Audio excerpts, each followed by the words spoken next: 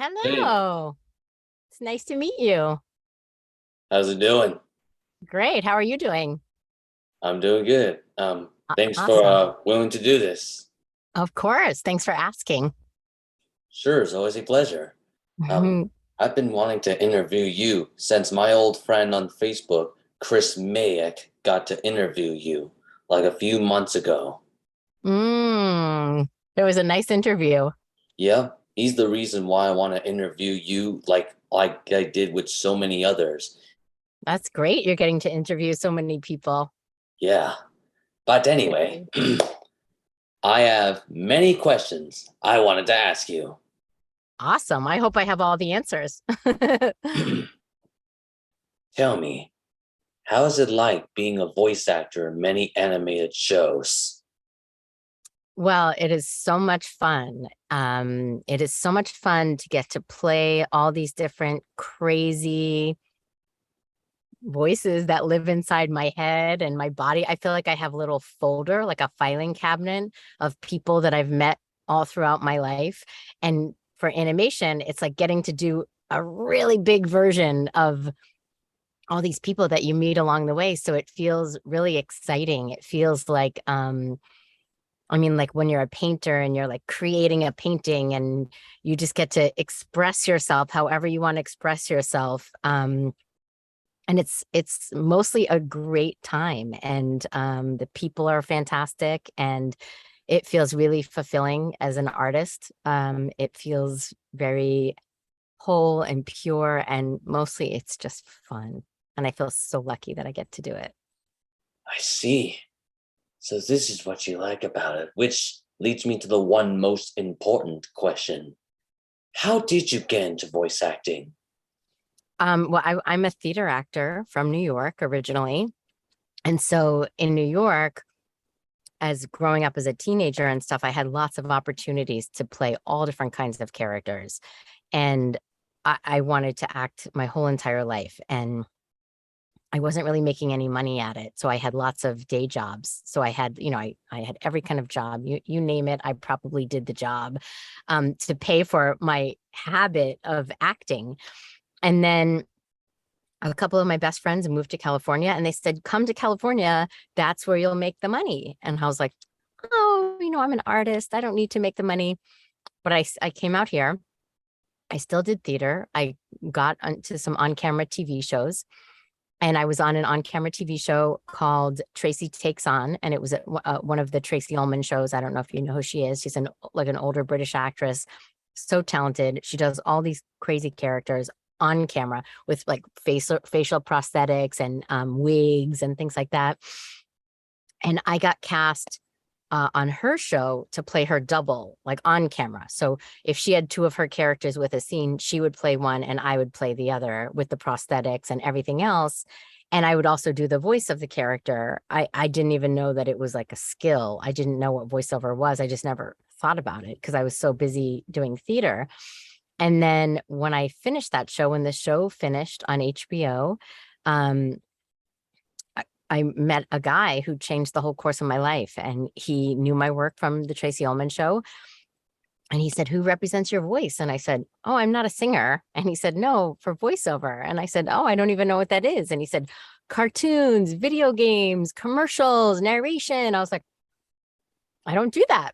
And he said, oh, your life just changed. And I said, if I had $1 for every time someone told me my life changed, I'd be a millionaire. Because in LA, everyone tells you your life is about to change, and it never really does. So he got me my very first voiceover agent, that guy, and that's how I got started. And it's like slowly but surely, it's becoming more of the voiceover career that I wanted. Because at first they just let me read for some commercials, and I kept saying, but I do all these voices, I play all these characters. Yeah, we're good over there. And then eventually, when I switched agents, I got to try for some video games, and I started booking a lot of video games. And then at that agency, they didn't really give me a big shot at animation. And I switched to the agents that I have now, and now I get a whole shot at everything. So that's how it all started with this one person changed the course of my life, but it all comes from theater. I see. So this is how you got into voice acting. It is because of the one guy who merely changed your life. But speaking of that, who is it that really changed your life, actually? You mean the name of the person that got me with voiceover? His name is Don Reed, and he's a comedian, and he also is a voice actor and a stage actor as well. Wow, I see. So that's the guy who changed your life. Now I'm Mm-hmm. beginning to understand that. Which lead me to one question, but why do you like being in animated shows and video games that much? To what end? Well, I like it so much because I've always been the kind of person that was interested in all different kinds of people. My dad was a bus driver in Jamaica, Queens, in New York. And I used to have to go to work with him. So I would ride on the bus and I'd meet people like from all over the world. And, I was like a kid all alone for 9 hours with my dad driving the bus. So I would just chat with all these people. So I was always very interested in people that were different than I was. And I remember sometimes I'd be listening and I didn't even know. I think I had like a little tape recorder in my brain, like recording their voices and their conversations. And I was on that show Monster High a long time ago. And the first time I took my son to New York City to visit, we were on the train. He was a little boy, he was maybe 5 or 6. And he's like tugging at my jacket. He said, Mama, Mama. He said, Clawdeen. That was one of my characters. It was named Clawdeen. Clawdeen is sitting over there. I said, what do you mean? He's like, listen. And there was a lady with like a Queen's accent, kind of talking like that. And it's just almost exactly the way that I did Clawdeen. And I said, oh my gosh. I said, you're so right. I said, I have to tell you that that's where that voice comes from. Because I used to ride on the bus and I used to just listen to all these people. So the voices just came very naturally for me. So, that's where it started for me, was like being a little kid picking up voices and then being able to share that with my son. And it just feels like I'm an observer, right? I've always been an observer of people and a curious person. Like when I meet people, I genuinely am curious about them. I don't care if it's the salesperson at Target or, I don't know, the person running the ship, whoever it is, like everyone, the Uber driver, I'm curious about people. Like, what's your story? How did you get here? Like, kind of like how you like to interview people. I kind of like to do that because I like to see how people are, where they came from, what their dreams are, things like that. And the cool part about doing animation and video games is that all these people that like I said, I feel like I have little folders for every person that I've met. Like, I feel like they get to like have a little life with the different voices that I get to do, so it makes me feel pretty cool to think that I can bring some of these people to life, like in my own version, of course, or a very big animated version, or I get to be something so different than I am. Like, in a lot of the video games I play the big bad guys or whatever, and I'm not. I'm just a very nice person, and it feels really cool to like try on a different outfit, like, and be like, talking in this like crazy voice and like doing things that I will never even know of in my life. And it's like, it's like basically like when you're a kid and you play pretend. It's like that, and it just feels really freeing and fun and liberating, and it makes me feel like a kid, I guess, now that you asked that. I see.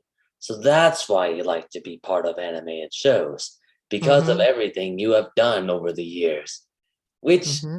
of course, leads me to the questions about your characters. But in the game Metal Gear Rising Revergence, what was your favorite part about playing the character Mistral? Well, Mistral is really cool because I lived in France for a summer, and then I came back and I instantly enrolled in like French classes, French immersion classes while I was in college, because I couldn't really speak French. And anyway, I mastered the French language and my accent was always so great. And she's French. And I was so excited to get that part because I got to speak a little bit of French. I got to use the accent. And she was like a lot of video game characters are like, like screamy, whatever. And she was kind of like calm, cool, and collected because the word Mistral means like a cold wind is what it means, like the actual word. So her name's Mistral, and she's kind of like cool and calm and French. Like she introduces how she's like, she says, "I am Mistral, the cold wind of the north." So everything she said was very like dropped in. It was very cool. But at the same time, she's like a really big bad guy, but she was just so cool about it. So I liked getting to be French. I liked that I didn't have to scream my face off. I could just be calm and cool and still hold all that power in that part. I see. So that's why you like to play that character. Because I actually played the game Metal Gear Rising. And I've gotta say, you did very awesome playing that character. Oh, Especially thank when you. it comes to being a boss, of course, to the main protagonist, of course. Yeah, it was so fun. Yeah. Anyway, I'm glad you liked it. what was the biggest thing when playing Ingrid Hennigan in Resident Evil? What was the biggest thing? Yeah. Well, that was one of those ones when I remember when I booked that part, and it was maybe I had only done a handful of video games when I first got that. And I didn't know about Resident Evil. I wasn't a video game player. And she was also just like, she was very much like me. Her voice was kind of like me. She was like a deliverer of information. She was like the calm in the storm, like, talking through their earpieces. And I was shocked that number one, it led to multiple games and a movie and everything else that I got to be in, but that the fans really latched onto her. And I think it was because she was the closest thing to being like any of us that there was, right? Because all the people in it are like fighting these like zombie apocalypse and like things like that. And she's just kind of back at headquarters, like, like the captain of the ship, right? So I kind of liked being in that position where she's never going to get hurt. She's safe. She's got the information. Her biggest thing is like, oh no, this guy's telling me to do this, but my heart is telling me to do that. Or I'm telling, Leon that I'll do whatever he wants me to do, but these guys are saying don't do that. So that was her like little dilemma of what's the right thing to do, So it was more like she didn't have to have like big giant also battles and things like that, but she had to make some pretty major philosophical, emotional decisions, right? And that's always kind of interesting. I see. So that's what you like about playing the character. Because I actually heard your voice from Resident Evil 4, the beginning where I hear your voice. And I've gotta say, you did very excellent playing that character, along with many others you got to be with, Yes, thank you. It's always my pleasure. But anyway, what was the best thing about playing Heroka Fraser in Scarlet Nexus?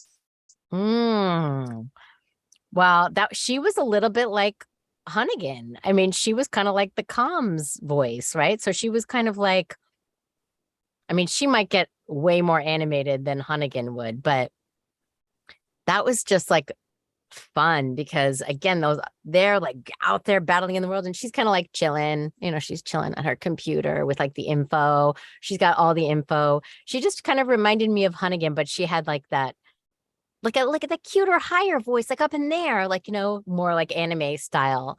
And then, yeah, then they did a little spin-off of an animated show like that, of that too. And it was just fun to get to play her, to see people even care about her. Like, cause she's kind of like nothing compared to all the people doing the stuff, but it was like, it's fun. It's like those parts like that are just like easy because they're kind of natural. I see. So that's what you like about playing the character. Because I Mhm. actually seen the actual anime of Scarlet Nexus and had the video game of it. And I've got to Mm. say, you of all the people managed to do well playing the character along with the other voice actors of anime that you've got to interact with, especially when it comes to helping the protagonist defeat the antagonist. Yeah, right. But it feels very similar to the way Hunnigan is, right? You can see that they're kind of similar job description. Yeah, I can see that. But Yeah. anyway, how is it like playing Amara in Arcane League of Legends? Her name is Amari, and it's Arcane League of Legends. That is one of the coolest jobs I've ever had. Let me just say that. So that was, you know, when you record it, you have no idea that it's going to be like one of the biggest new animated shows that comes out, right? And we did a number of sessions recording for her, and it was just more like finding what was that balance for her. So she's different than the other characters, and she doesn't have a really big part, but it's an important part, right? So she had to like have power and be regal, but be willing to wheel and deal in a very subtle kind of way, you know. I had no idea she was going to look the way she looked. Like when I first saw the picture of her, I was like, oh wow, she's so much older than I thought, you know. Because we didn't get to see a photo before we recorded the voice. Sometimes you get to see a picture before you record the voice, which helps, you know, guide your voice. So I didn't see her image till quite a ways into, maybe it was after even the show came out, I think. But it's a really, really cool show to work on. And that's a show that I wish they would bring me back for other parts, because I would love to work on that every week. I think the voice acting and the art and the animation and the music and all that, I think that it's like on point, better than any animated show out there, in my opinion. I see. So that's what you like about playing the character. Because all I know is that I hear that they're doing the second season of Arcane, and I was hoping for you and other voice actors to return to reprise your roles, so that way the fans can see just how good you and the others are doing well with, including Josh Keaton, Yori Lowenthal, Roger Craig Smith, and so many other voice actors, even Dave B. Mitchell as well. Yes, where there's a whole bunch of us on there. But anyway, what was your favorite thing about playing in Fire Emblem as Helda? Well, that was like another one that I felt like I didn't know that was going to be such a big thing, right? It was, and she is so much fun to play that character. She's one of the funnest characters that I play. She is, I don't know, have you played that game? Oh, trust me, I do. Oh, good. Well, I think that it's so fun to play her because she's so manipulative, right? She can get anyone to do anything for her, you know, like whatever, like clean up the library books, bring her a cup of tea, you know, do a chore she was supposed to do or whatever. And she's, you kind of like, you don't, sometimes when people are manipulative, you don't like that person, right? But I think she's very likable. So it's always this like fine line of like, you know, she's so cute, right? She's kind of like, oh, it's so tiring to do such and such. You know, and they're like, oh, well, do you need help? But Hilda, I'll help you. And I'm like, really? You don't have to do that. But if you want to, you know, and she just has this way of like weaving her way to get them to do things. And then she's like a totally kick butt fighter, you know, like she's like fun and exciting on the field. And I love her pink hair. I'm always like, oh, like maybe one day I'll have pink hair. I think she's super cute and she's super fun. And I don't get to play a lot of like high voiced characters. And so, you know, I like her voice so much. And I love her spunk. She's one of my faves. I see. So that's what you like about playing Helda. Because all I know is that I play Fire Emblem a lot, and I've got to say, your voice as Helda was very impressive, you know. What was the best part about playing Clawdeen Wolf and Cleo Nile in Monster High. Well, that was so fun, right? Because I was both of those, which are two leads of a show, and they would let me, whenever my characters had scenes together, they would let me record it, just like Cleo, Clawdeen, Cleo, Clawdeen. Normally, if you're ever going to play more than one character, you would do all the Cleo lines, finish that up. Then you go back and you do all the Clawdeen lines. But because I could flip the voices really easily, like, Clawdeen is the one that talks like that, and Cleo talks like, oh my raw, I am the captain of the fear leading squad. And then Clawdeen would say, like, Cleo, stop being so bossy. Like, right. So I would record these scenes like back and forth like that. And it was so exciting and so fun. And like Clawdeen was like where I grew up, right? And Cleo was just like, to me, how I always thought about, like, the very wealthy, snotty people, because she was a kind of wealthy girl princess from the Nile. So the fun part about that was getting to play opposite myself and just record these whole scenes, and everyone would be like, what is happening? And it was just so much fun. And I loved that show because it was about accepting people for who they are, no matter what your flaws are, and the differences that we all have, from looks to personality to whatever it is. The core message of that show was acceptance. So, I see. So that's what the best thing about playing your characters, because of mhm. the things that I'm beginning to understand. What makes you get interested into playing the character Grail in Lego DC Supervillains? I have to be honest, I don't really remember that one because that was a while ago. So I don't remember that voice. But I remember when I got cast in that, I was so excited because my son is a massive Lego collector. So I was like, Lego anything is great with me. And I recorded that at Warner Brothers, and it's always fun to go to Warner Brothers over there. So I don't remember the part, honestly, but I remember getting to work on it because they gave me like a little copy of the game with the little Lego characters in it. So cute. I see that because I actually played the game, and Oh, I saw you in there as Grail. What was your favorite thing about being in the video game Horizon Forbidden West as Petra? Oh, well, that is also because that is part 2 of Horizon Zero Dawn. And I was Petra in that one as well. And that, she was just like one of the like workers that's broke and working hard, and this place that we live in the first game. But she had like a really nice connection with Ashley Birch's character, like the lead character of the game. And then the fans were like, we want more of this Petra. So then they brought me back for that game.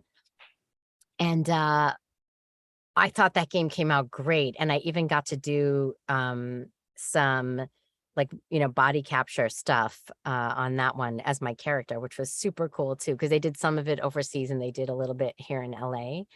Um, and it was really fun to get to do that part. And I think that game looks beautiful. But I like her because my character now, they've strengthened the relationship with her and Petra. And from the clips I saw, like at the end of it, it's like I'm like, well, now I'm the mayor of Chain Scrape, and I'm like, oh, maybe there'll be more Petra, if there's more, because it ends and I'm like the mayor of the town that I was just like a regular old worker in. So fingers crossed if they do more that I will get to have more Petra. I see. So that's what you like about playing the character. Because I actually played the game Horizon, and I've got to say, you did excellent in that game, along with Josh Keaton and Ashley Burst, Jenny Torito, even my old friend Matthew Watterson and Keith Farley. Which character has been the most challenging to you in the past to play as, and why? Oh, that's a good question. Let me think about that for a second. Um,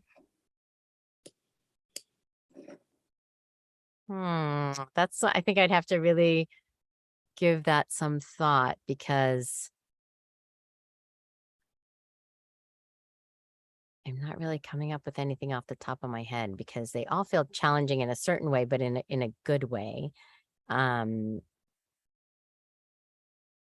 done some parts in the past where I had no idea that it was the accent that I was going to be doing an accent. And they're like, oh yeah, you know, your New Zealand accent. And I'm like thinking like I do every accent. And that is not one of my top accents, that I think I'm really good at. Or, like one time they were like, oh yeah, and you're German and you're going to be speaking German. You speak German, right? And I was like, a handful of words, and I'm thinking like, why didn't anybody tell me that we're doing German? Because I would have worked on it, to up my game. Because like I do a lot of accents and I can speak a little bit of a lot of languages. So I think the hardest ones are when it's a whole big giant character and it's an accent that either I don't feel is my strong point, or sometimes we do characters and they want it to sound like we don't know where she's from, right? So they want it to be a nondescript well, like you're listing it like, where is she from? Like we don't know. And so sometimes doing those is challenging because making up an accent on the fly and keeping it consistent for multiple video game sessions that are 4 hours each sometimes that's like a big challenge. I'm thinking and I'm completely spacing on the name because the game didn't do very good and it was such a good game. It was a spin-off of Saints Row. I can't think. But I played one of the main people in it, and she kind of had this, it wasn't a Middle Eastern accent, it wasn't Indian, it was just like something that lives in sort of that area, but we don't know. So I voiced her, and then in that game I also ended up voicing Carol from HR, and Carol kind of talked like that. So she kind of was somebody that was like, oh, you forgot to turn in your paperwork. And then the other character, who's like one of the main fighter people, she kind of talked down like this in this voice over here, down in there. So it was cool and challenging to have like, this kind of made up accent for, oh, I can't think of her name, that character. And then Carol from HR is kind of like, oh, like all chipper, kind of Minnesota type feel to her. So those ones are challenging, but always rewarding. And we always figure it out, I would say. I see. So that's what's been most challenging to you. Mm-hmm. Now I'm beginning to understand that. Well, anyway, it was such an honor to finally meeting you at last, Salli.